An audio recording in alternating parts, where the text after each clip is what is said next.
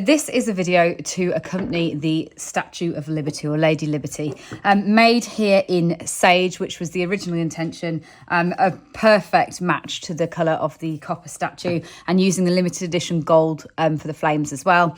But I'm going to be remaking it here in turquoise, which obviously is a lot brighter, a lot more cartoony, but equally a great colour to be able to work her in. So there's lots of different elements to this pattern, and so I'm just going to go through step by step. I'm going to be sewing up, but I'll also go through the techniques as I hit them so that I've discussed them for you there. So as with all the dolls, you're making a body and head. It has the ears built in. Stuff that. Make sure that you've got some stuffing coming through the neck so that the neck is supported rather than stuffing the head separate to the body. Make sure that you've got some stuffing running through that neck, and then just gather those stitches up to close the top of the head off.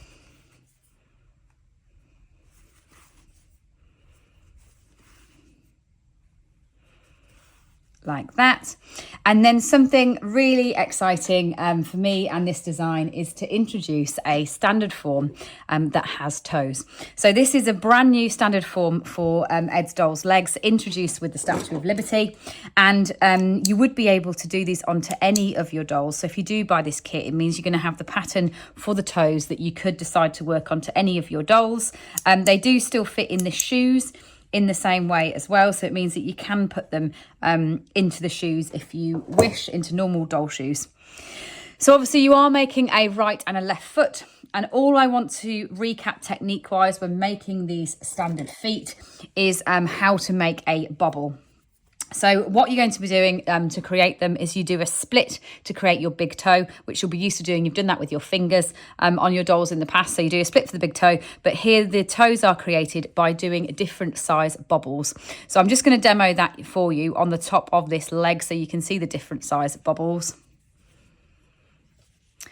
So the trick to making them different sizes will be when you pull through to do that bobble. So I'm going to do them from smallest to biggest so that you can see them. So if it's an MB4 or a make bobble where we pull through on the 4th, what you would do is you would yarn round your hook into the stitch that you're making the bobble in, yarn over, and then come through the 2 loops on your hook like that. So that's 1. Then do the same thing again. 2, same thing again, 3, and what makes it an MB4, as we tend to call it here in abbreviation, is you go round through to this point where you've got them all there, and then you yarn over and you come through them all in one motion. So that's an MB4 where you go through on the 4th. Then if we were doing a 5th, you're doing exactly the same thing, but you do one more repeat before you've pulled through. So if it was an MB5, you'd go 1, 2, 3, 4, and then we're going to pull through on the 5th, and you see how it's slightly bigger than the last one. Now, what I haven't done here, because obviously I'm not following the pattern directly, is what you'll be doing when you're creating these toes is actually slip stitching after you've done one. So say you've made a bobble like that, because we want them to be really prominent, what you're going to do is go back in to that stitch and do a slip stitch, and that pops that bobble perfectly forward so it creates a toe. So I've done a 4, a 5, I'm going to do a 6 this time so you can see it. So go in and 1, 2, 3, 4, 5, and then through on the 6th. And once again, if you are going to do that slip stitch afterwards, like you would in this pattern, you go into it and slip stitch in, and that's what really pops that bobble forward like that. And that's how you're going to create those toes. Obviously follow your pattern for the detail of how many wraps is in each toe, and do remember that it's not that the legs are identical. Obviously you do have a definite right leg and a definite left leg, so that it does have a unique pattern for that, because you need to make sure that your toe is on the right side. So then you can sew these into place, again making sure that your big toe is obviously where it should be. So fold that leg flat,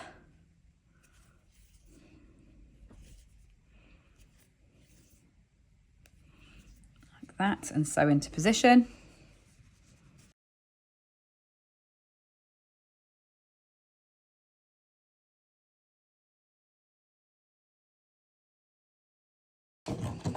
And for once, I'm actually going to snip my ends off as I go through, so we don't end up with all of those ends on towards the end. So now for the arms. And with the arms, what you will do is just put a little bit of stuffing down the arm into the hand, and then you'll go back and you will work the thumb into place. And just to point out for anyone that might not have noticed before, so this is a standard advanced doll hand, which means you've got the individual fingers on there. And then what you're going to do is actually work a thumb on top. And what you need to do to finish off the fingers is you just gather them together like that. And sew in through the end to secure them.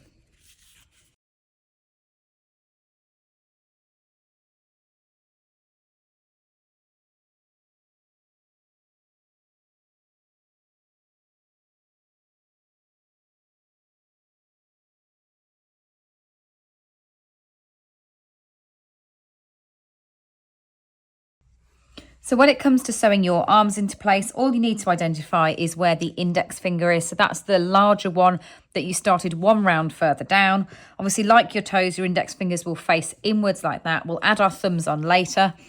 You could add your thumbs on now if you wanted to, but I would tend to always add those on at the end.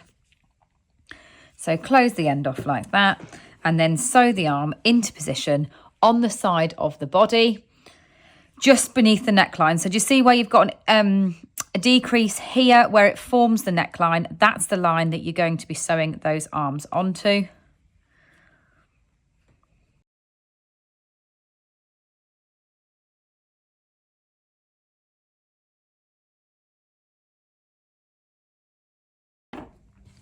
So before we continue, I'm actually going to sew her nose and her eyes into place as well, because dressing the Statue of Liberty is a long process. We're going to be building up layers, and that's what's really key to this design. I think the thing that probably really was a challenge to me when looking at the Statue of Liberty and trying to capture her is the fact that I wanted to capture the flowingness of the Grecian tunic. So the fact that you've got folds and creases in that asymmetric toga that she wears, and that was really the challenge, is to try and recreate that in crochet without using a thinner yarn or lots more stitches or anything like that, just using our double crochet stitch as we went along. And so what we're doing is we're going to be building up layers of her costume. So what we're going to do initially is work an under tunic, both putting a top on her body and then a downwards worked rose in order to do the underskirt.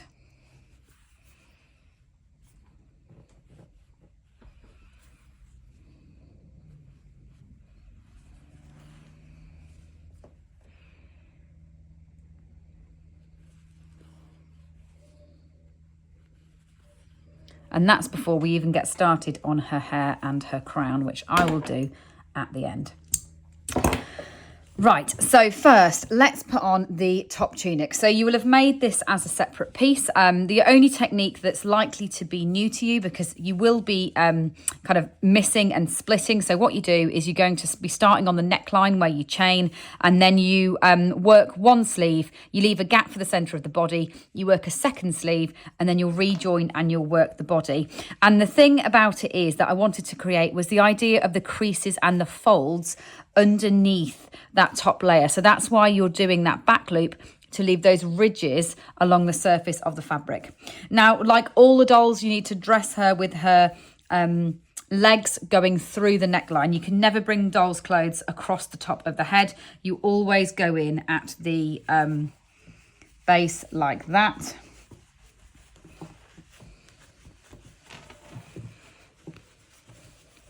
And up. And then all you need to do is push the hands through the sleeves. Now, if you've put plenty of stuffing in, like I have done there, you might need to be a bit rough to get that hand through.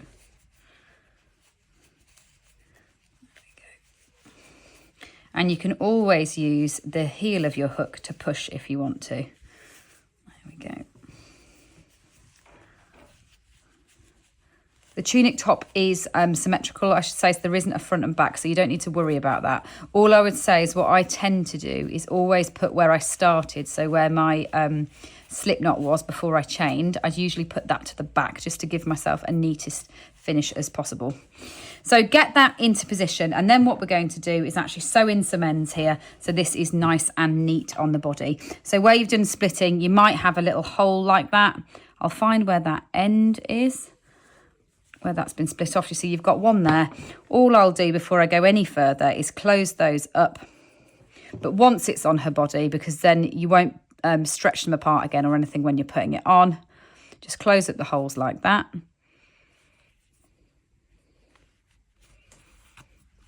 And we are now attaching these into position. These robes are not designed to come off in any way at all, so don't worry about sewing your ends straight in and through. Now, when it comes to the tunic, what we're actually going to do is sew it down onto her body as well, because what we're going to be doing is working her dress downwards from that tummy. So once you've got that on, you can just use your end from the end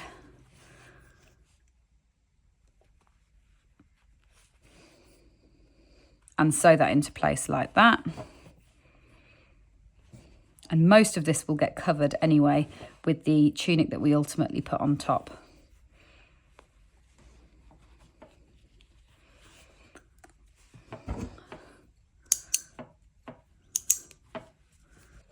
So the only two ends that I'm going to leave on are actually the ones here on the end of the sleeve. And that's because later on, when I'm actually wiring this hand into position, once our thumbs are on and once we've got our torch made, I will be puckering that fabric back like that. So we make the most of those folds and creases in the fabric.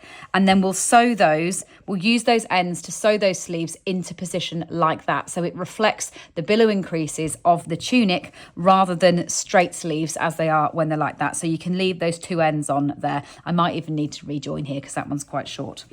Right, so with that in place, it's time for the first underskirt. So you're going to need your yarn that you're working in. Obviously you're working in just one colour here, so nice and simple. Doesn't matter which ball you rejoin with. And we're going to be slip stitching into the body, and then we're going to be chaining and working the skirt directly onto the body.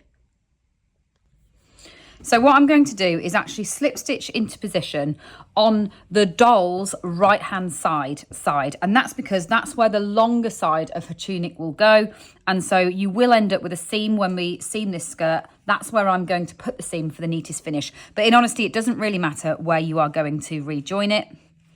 And then I'm going to chain 25. So 1, 2, 3, 4, 5, 6, 7, 8, 9, 10, 11, 12, 13, 14, 15, 16, 17, 18, 19, 20, 21, 22, 23, 24, 25. And what this forms is actually a 24 stitch long skirt. So don't have your chain too tight. If you do those 25 stitches and you think that your skirt is not going to be as long as it needs to be, then I would recommend either changing your hook size up a little bit if you're finding it's much shorter, or just relaxing when you're working those stitches. Don't pull them too tight. We want her, that is the length that her underskirt will become. So then what we're going to do is we're just going to work back down that chain.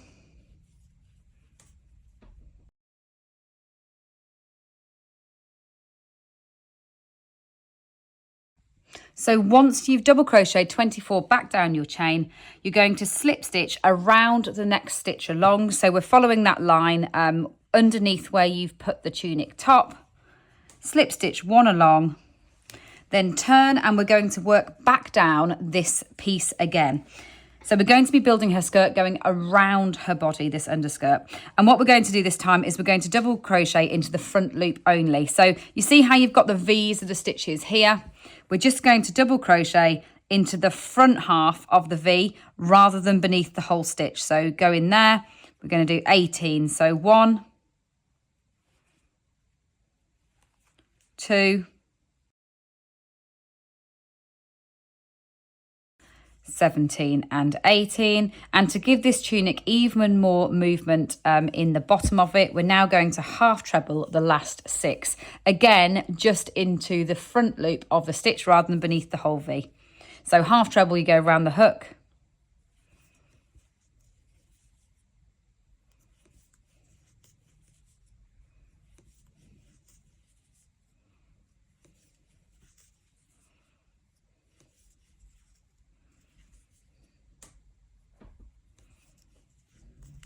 Then we're going to turn. And we're going to go back up there.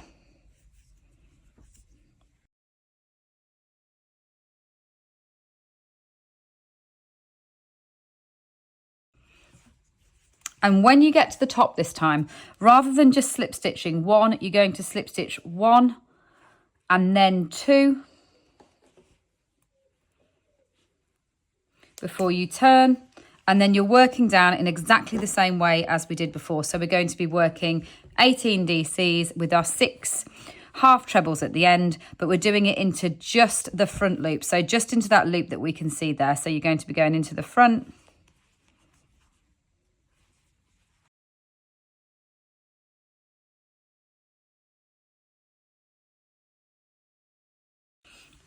And so that's what you're going to be doing all the way around the edge of that skirt, is that pattern repeat to create that underskirt.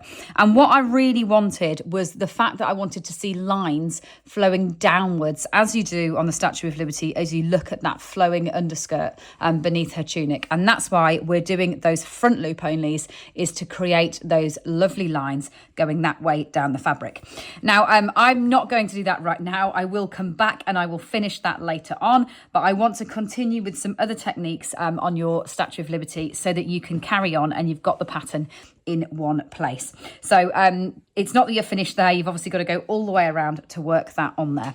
So let's talk about the next piece that goes on top, and that is the asymmetric tunic.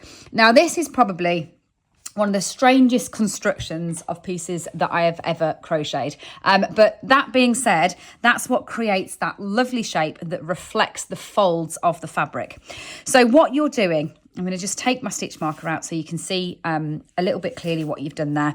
What you have made is you've crocheted a front like this, which is a triangle piece like that. And then you've done a back, which is the same shape, a mirror of the same shape, but it's longer at the top. And that's because what we're going to do at the end is we're going to fold that forwards to create that lovely pleat on her shoulder to finish her off. So what you did is you created 2 triangles, and then you actually put those 2 triangles together and you crocheted around the edge of them in order to connect them together. So you've got 2 hollow pieces like that, and then you join them together by crocheting all around the edge of one piece. What you then do is you carry on crocheting right the way around the edge of both, so that you've gone single fabric again for a while. Then what creates the final asymmetric finish to that tunic is what we're going to do is we're going to chain, join in, and then you're actually going to work this piece round the edge separately. So that's the bit I'm just going to pull back and show you so that that makes sense when you read that bit in your pattern. Is you will have made this rather unusual shape like this initially. So you've got your 2 triangles, you join them together. They became one piece for a while you're around the edge of both. And then you actually just turned it into one large round like that. So that's what yours should look like. That is correct. You had 3D pieces. Here, you went to just one shape there in order to keep the rounds going in one direction. And then the final bit that we're going to do here, you're going to be double crocheting around and then chaining. And you actually then come across to the other side. So what you do is once you've chained, you're going to count your stitches backwards. So you're going to count your 30 stitches backwards off your main stem. And then you've created a round there. And you're going to be taking the stitches off the main round.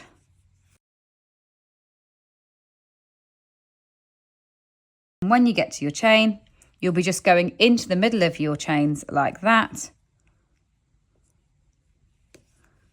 creating the other side of the round that comes directly off the chain.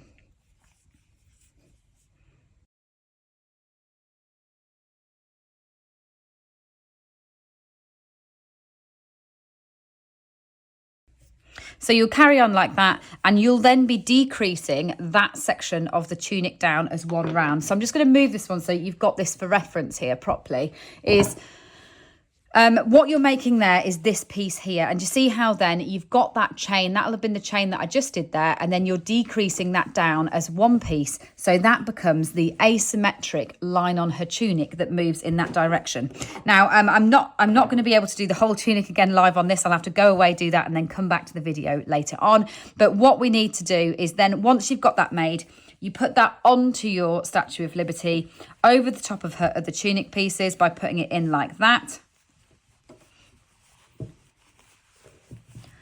That triangle that you will have crocheted onto that side always goes on that side of her. So on the right hand side of her, you bring this arm in through that neck piece. So you've got that lovely dropped line there that forms that diagonal and that across her body. And then the final finishing touch is you fold this piece. So that's where my join is. So my longer piece is at the back, my shorter piece is at the front. You fold that piece like that in order to create that lovely fold or pleat in the fabric that then really nods to the fact that she is wearing a tunic that has lots of folds in. The last thing that you're going to do too is you will be slip stitching all the way around the edge. Now, if that's not something that you've done before, I'll just show you how to do that. So I'd do the slip stitching before you do the final fold, but to just slip stitch around the edge to finish it off, all you'll be doing is joining it into the edge like that. You put your hook in and you just edge off the whole piece, going around it like that, putting your hook in between the rounds.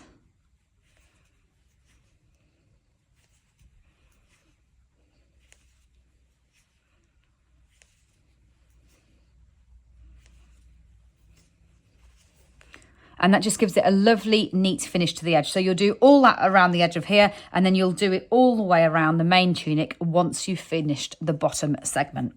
Right, so I'm going to take that back off again for now, just because I need to go away and crochet that piece separately. Obviously, again, once I've done my underskirt. So let's just go through the other bits and pieces to finish her off. So let's talk a little bit about her hairline. So with the hairline, what you need to be doing is you can start off wherever you want to, but I usually find it easiest to start behind an ear because it's an obvious marker on the head. You're going to chain 30.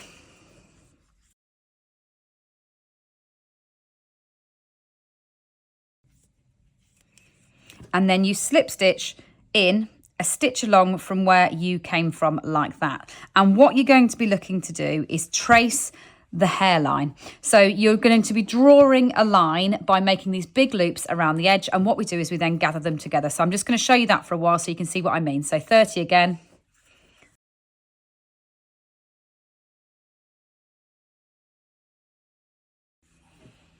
Like that. Into the fabric.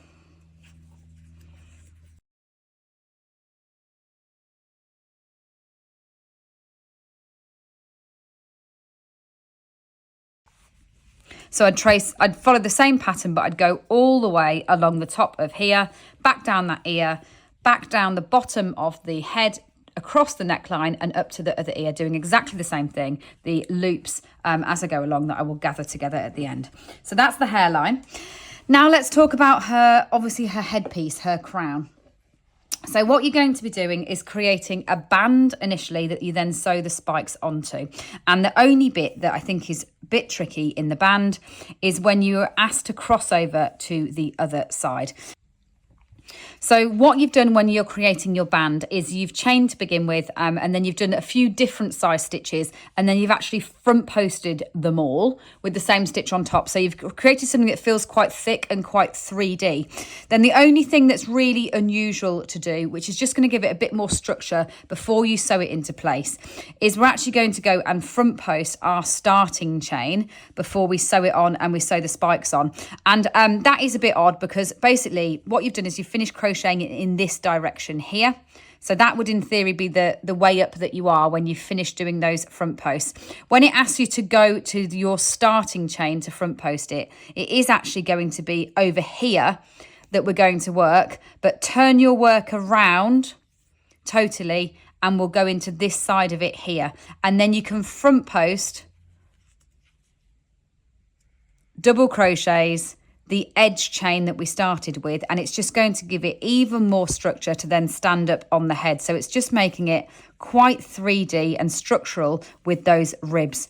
So that's what you do, is you turn it round to face that way, and you're going to be going in front posting that starting chain from that side.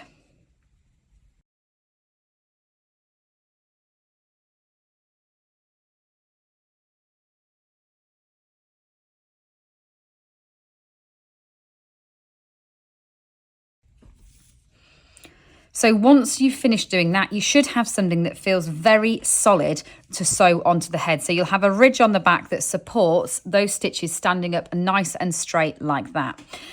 Then you're going to be making all of your spikes separately, and this is actually a really simple pattern. It's got no sewing up, no ends. You actually crochet it all together, so just follow your pattern as instructed. You're going to be basically making a triangle, then you chain immediately from that triangle, make a second triangle, and then you're going to be going all the way around the edge of that triangle. So follow your pattern as stated, and what you'll find is you've got lovely sturdy dual fabric spikes in order to sew onto this band. Now, my big advice would be to actually sew the band on first before you sew the spikes on. I think you will find that easier. I certainly did when I was putting it together. And where you've done your join, and obviously where you've also jumped over to the other side of that piece and changed direction, make that the back. You've got 7 spikes to go on because it represents the 7 continents and 7 seas.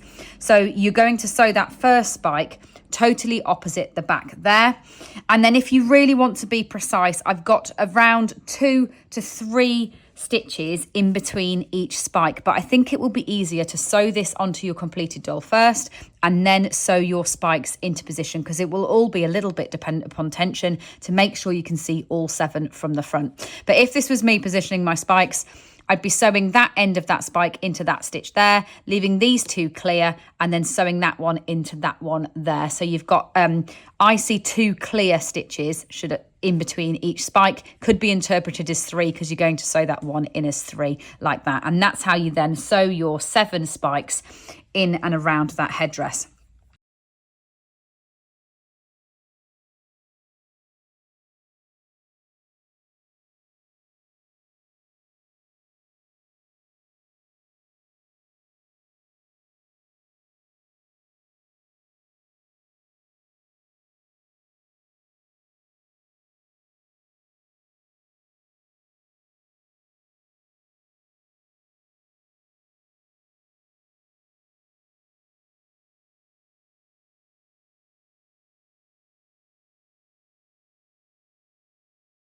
So the only other things to mention really are the sandals are really straightforward. So you're making a little flat piece like that, and you're just going to chain and then treble across the top to do the band that goes around it. You've got the flame and the torch where you're creating a piece like this. And then what I would recommend is actually working your flames, your gold flames, as many or as few as you wish. So you've got a few patterns for different tips of flames there, so you can absolutely fill it up with longer ones if you want to. Up to you how many you want to put on. Work all of those onto this piece and then sew that into place. That'll be easier than trying to crochet inside that torch. Again, that's all explained in your pattern. And then the last thing that she holds in the other hand is obviously her tablet, which is just like this, a tiny little bit of stuffing inside, and then sew that nice and flat across the top. I really hope you enjoy making the Statue of Liberty. I think by far it's been one of the biggest design challenges for me personally, just to capture the movement in obviously that fabric was one that I scratched my head over for a really long time, in combination with making sure that the spikes on top of her head were obviously sturdy. So I had both challenges. I needed to give something sturdy as well as something that had movement and flowing of fabric in. I hope this video has helped with all the little finishing touches to your Statue of Liberty, but obviously do ask if there's anything else you'd like me to show you.